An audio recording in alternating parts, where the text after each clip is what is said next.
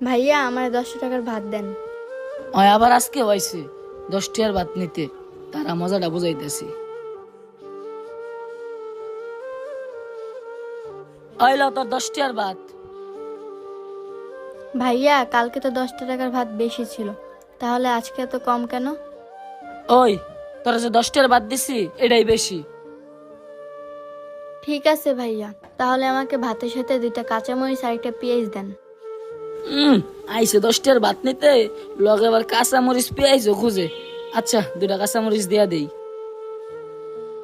ওই ল তোর কাঁচা মরিচ। ভাইয়া এর সাথে একটা পেঁয়াজ দেন। ওই শুন, আইসিস তো 10 টাকার ভাত নিতে, লগে যে কাঁচা মরিচ দিছি এটাই বেশি, আবার পেঁয়াজ চাস, লইলে ল নালে লেনতে জাগা। ঠিক আছে ভাইয়া।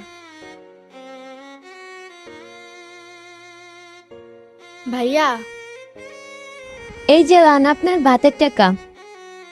কি ব্যাপার, এই মাইয়াটা প্রতিদিন 10 টাকার ভাত নিয়ে যায়, তাও আবার তরকারি ছাড়া। এই অঙ্কন, জি মহাজন। এদিকে আয়। হঠাৎই সময় মহাজন ডাক দিল, যাক শূন্য আসি। বলেন।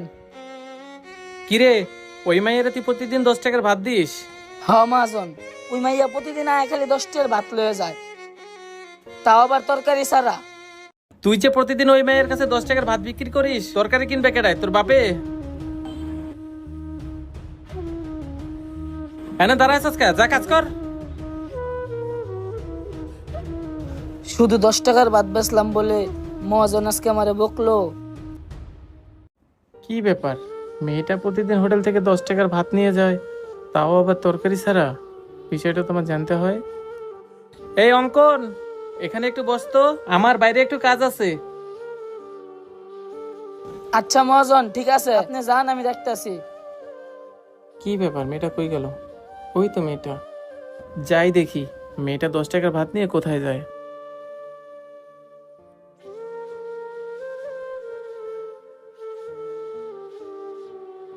আরে মেয়েটা দেখি বাসার ভিতরে ঢুকে গেল। কি ব্যাপার, আপু এখন আসতেছে না কেন? আমার তো আর ক্ষুধার জ্বালা সহ্য হইতেছে না।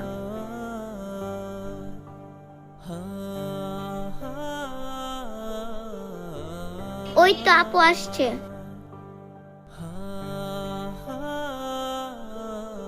আপু তুমি আইছো?